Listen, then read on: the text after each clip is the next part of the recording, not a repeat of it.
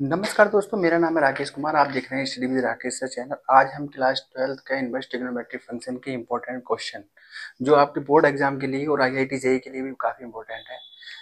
कुछ important five important questions कराते हैं आज हम। पहला क्वेश्चन है, prove that tan inverse x plus tan inverse y is equal to tan inverse x plus y upon 1 minus x y, जहाँ x y less than 1 है। ये एक फॉर्मूला है। दूसरा है cos inverse 1 upon 2 plus cos inverse minus 1 upon 2। इसकी value find करनी है। Find the value, find the value, find the value, इसकी वैल्यू फाइंड करनी है। थर्ड वाला है tan sine inverse 3 upon 5। Question number 4 है sine inverse cos inverse 1 upon 2। क्या इसकी वैल्यू फाइंड की जा सकती है? नहीं की जा सकती हो, देखें क्वेश्चन में। क्वेश्चन नंबर 5 है, prove that tan inverse 1 plus tan inverse 2 plus tan inverse 3 की वैल्यू पाई है। ये हमें सिद्ध करना है। तो 1 बाय 1 क्वेश्चन लेते हैं। पहला क्वेश्चन है tan inverse x plus tan inverse y। तो ये एक फॉर्मूला ही है, जैसे tan inverse a plus tan inverse b equal to होता है tan inverse a plus b upon 1 minus A B. तो यहाँ पे हम a की जगह x रख देंगे। tan inverse x plus tan inverse y equal to tan inverse x plus y upon 1 minus x y, यहाँ एक्स वाई लेस देन 1 है।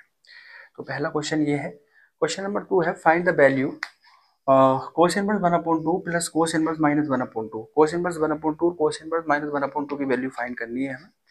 तो जैसा कि हम जानते हैं कोस इनवर्स 1 अपॉन 2 की वैल्यू क्या होती है। 1 अपॉन 2 की जो वैल्यू होती है वो होती है कोस पाई बाई 3।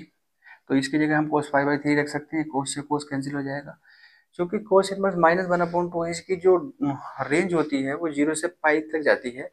तो इसमें नेगेटिव नंबर्स के लिए हम पाई में से माइनस कर देंगे पाई बाई 3, तो 2 पाई बाई 3 बचेगा। तो ये हो जाएगा, इसकी value pi by 3 plus 2 pi by 3। LCM लेंगे 3, तो ये हो जाएगा pi plus 2 pi 3 pi upon 3 equal to pi. 3 से 3 कैंसिल हो जाएगा। नेक्स्ट है tan साइन इनवर्स 3 अपॉन 5। इसकी वैल्यू फाइंड करनी है हमें। तो वही साइन, इसमें हम एक ट्राइंगल के फॉर्म में हम सोल्व करेंगे, ट्राइंगल बना के।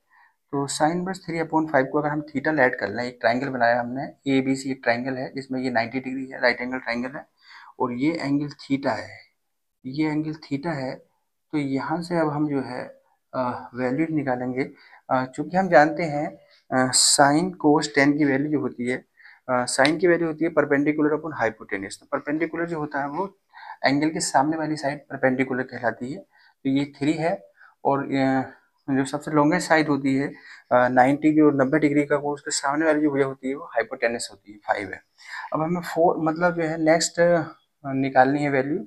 तो हम पाइथागोरस थ्योरम लगाएंगे। पाइथागोरस थ्योरम क्या होती है, किसी भी राइट एंगल ट्राइंगल में जो हाइपोटेनस का स्क्वायर होता है वो अदर दो साइड्स के स्क्वायर के सम के इक्वल होता है। That is A C square is equal to A B square plus B C square. तो ए सी का मतलब हो गया 5 का square is equal to A B square plus B C का मतलब 3 का square. 25 is equal to A B square plus 9। तो A B square equal to हो जाएगा 25 माइनस 9 इज इक्वल टू 16 हो जाएगा। अब इसको हम यहाँ दिखा रहे हैं, A B is equal to under root 16 हो जाएगा और A B is equal to 4 हो जाएगा। तो यहाँ पे हमने क्या करा, टेन इनवर्स।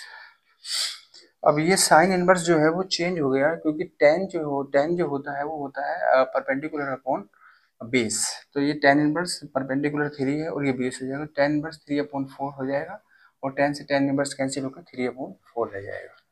क्वेश्चन नंबर 4 देखेंगे क्या ये सोल्व हो पाएगा या नहीं हो पाएगा। साइन इनवर्स और कोस इनवर्स दोनों ही इनवर्स दे रखे हैं, इसकी वैल्यू फाइंड करनी है। तो sine inverse cos inverse 1 upon 2, find the value.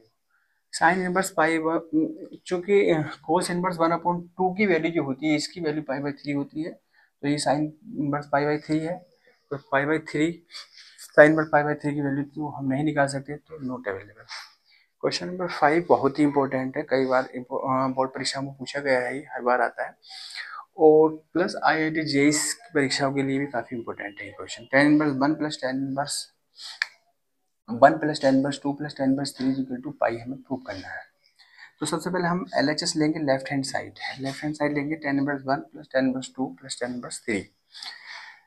तो यहाँ पे हमने ये आइडेंटिटी लगा दी, हमने यहाँ पे लगाई थी tan inverse A plus tan inverse B वाली। Tan inverse A plus B upon 1 minus A B. तो ये हो जाएगा tan inverse 1 plus tan inverse 2। मैं ये आइडेंटिटी लगा दी, tan inverse 1 plus tan inverse 2 upon 1 minus 1 into 2 plus tan inverse 3। तो टेन इनवर्स 1 और 2 3 हो जाएगा, और 1 माइनस 2 माइनस का 1 बचेगा, that is -3 plus tan inverse 3।